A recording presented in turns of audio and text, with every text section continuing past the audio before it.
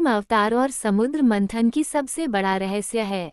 आपको भगवान विष्णु के उस अवतार से परिचित कराती है जिसने देवताओं को अमृत दिलाया और असुरों को परास्त करने की रणनीति बनाई।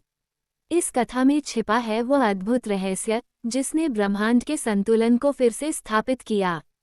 इस कहानी में जानिए देवताओं का श्रापित होना, असुरों का तेज बढ़ना, मंद्राचल पर्वत का डूबना, कूर्म अवतार में श्रीहरि का रहस्य, अमृत कलश और लक्ष्मी जी का प्राकट्य, और वह दिव्य रहस्य जो समुद्र मंथन के बाद सामने आया। त्रेता के आरंभिक काल में देवताओं पर एक ऐसा संकट आया जिसने स्वर्ग की नींव हिला दी। ऋषि दुर्वासा का श्राप, देवराज इंद्र का अहंकार और इसके परिणामस्वरूप देवताओं का तेज नष्ट हो गया। जहां पहले देवता चमकते थे, अब वे दुर्बल होने लगे। इधर असुर बलवान होते गए। संसार का संतुलन बिगड़ चुका था।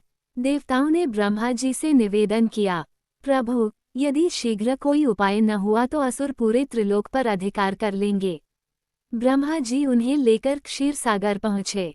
वहां बैठे थे श्रीहरि विष्णु, निःशब्द, स्थिर, लेकिन सब जानने वाले। समस्या का समाधान असुरों की मदद लेना ही उपाय। देवताओं ने श्रीहरि से सब कहा। विष्णु बोले, अमृत प्राप्त बिना तुम्हारा तेज लौट नहीं सकता, परंतु अमृत समुद्र की गहराइयों में छिपा है और वह प्राप्त होगा समुद्र मंथन से। लेकिन केवल देवताओं की शक्ति उसके लिए पर्याप्त नहीं, तुम्हें असुरों से मिलकर यह कार्य करना होगा। देवताओं ने घबराकर कहा, प्रभु, असुर हमारी बात कभी नहीं मानेंगे। विष्णु मुस्कुराए, उन्हें संसार की इच्छा दो। अमृत पाने की लालसा उन्हें स्वयं तुम्हें सहयोग करने पर मजबूर करेगी। बाकी जो होना चाहिए वह मैं स्वयं करूंगा। इसी वाक्य में छिपा था पहला दिव्य रहस्य। विष्णु जानते थे कि असुर अमृत पाकर अजेय हो सकते हैं, फिर भी उन्होंने अमृत की बात क्यों कही? यही था विष्णु का गूढ़ खेल, धर्म की रक्षा हेतु असुरों का उपयोग करना। देव असुर संधि। देवताओं ने असुरों से संधि का प्रस्ताव रखा। असुरों ने कहा, मंथन में हम भी श्रम करेंगे, इसलिए अमृत में भी हमारा आधा अधिकार होगा। मन में लालच था, संसार पर अमर होकर राज करने का स्वप्न। देवताओं ने अनिच्छा से यह शर्त मान ली और यह संधि बन गई संसार का सबसे बड़ा जाल जिसकी डोर विष्णु के हाथ में थी। मंद्राचल पर्वत और वासुकी नाग। समुद्र मंथन के लिए आवश्यक था एक पर्वत, एक बलशाली नाग और एक अचल आधार। पर्वत चुना गया मंद्राचल, नाग बने वासुकी। लेकिन एक समस्या आई, मंद्राचल भारी था। जब देवों और असुरों ने उसे उठाने की कोशिश की, वो खुद समुद्र में गिरने लगा। देव हताश हुए, असुर क्रोधित। समुद्र मंथन शुरू होने से पहले ही बाधित हो गया। कूर्म अवतार का रहस्य, विष्णु का दूसरे रूप में प्रकट होना। विष्णु ने अपनी योगमाया से समुद्र में छलांग लगाई और लिया कूर्म अवतार, एक विशाल कच्छप का रूप। ये केवल एक अवतार नहीं था, ये ब्रह्मांड की धुरी जैसा आधार था। विष्णु अपने कठोर कवच पर मंद्राचल पर्वत को धारण कर समुद्र के गर्भ में स्थिर हो गए। यहाँ छिपा है दूसरा बड़ा रहस्य। विष्णु ने कूर्म अवतार क्यों लिया? क्योंकि मंद्राचल जैसा पर्वत केवल शक्ति से संभाला नहीं जा सकता था।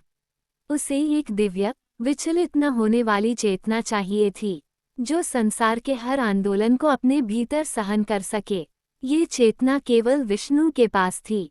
समुद्र के गर्भ में मौन, स्थिर, अचल, विष्णु ने संसार के संतुलन को अपने कंधों पर थाम लिया। विशाल समुद्र मंथन की शुरुआत। देवताओं ने वासुकी की पूंछ पकड़ी, असुरों ने मांगा, हम सिर पकड़ेंगे। विष्णु ने कहा, जैसी इच्छा। उन्हें पता था वासुकी के मुख से विष निकलेगा और सिर वाला हिस्सा असुरों के लिए घातक होगा। मंथन आरंभ हुआ। वासुकी नाग तड़पने लगा, उसके फुफकार से अग्नि निकली, असुर जलने लगे। देवताओं के मन में विष्णु की मुस्कान घूम रही थी। हजारों वर्ष तक यह मंथन चला। कभी देव जीतते दिखाई देते, कभी असुर। विष्णु वहीं नीचे पर्वत को थामे हुए थे और इसी मंथन से निकले दुनिया के सबसे शुभ और अशुभ तत्व। समुद्र से निकले 14 रत्न। समुद्र से एक एक कर दिव्य रत्न निकले। एक हलाहल विष, जिसने तीनों लोकों को घेर लिया। तभी प्रकट हुए महादेव और उन्होंने वह विष पिया। ये था मंथन का सबसे भयावह क्षण। 2. कामधेनु। 3. ऐरावत हाथी। 4. उच्चय श्रवा घोड़ा। 5. पारिजात वृक्ष। 6. अप्सराएं। 7. वरुण रत्न। 8. चंद्रमा, जिसे महादेव ने अपने मस्तक पर धारण किया। इस प्रकार रत्न आते रहे। देव और असुर दोनों आश्चर्य में थे। समुद्र के भीतर कितना कुछ छिपा था। फिर आया सबसे दिव्य क्षण, लक्ष्मी जी का प्राकट्य। जैसे ही देवी प्रकट हुई, त्रिलोक का अंधकार समाप्त हो गया। देवताओं के मन में तेज लौटा। असुर भी मंत्रमुग्ध हो गए। लेकिन देवी ने विष्णु को वरण किया। यही था वह संकेत कि अंततः विजय देवताओं की ही होगी।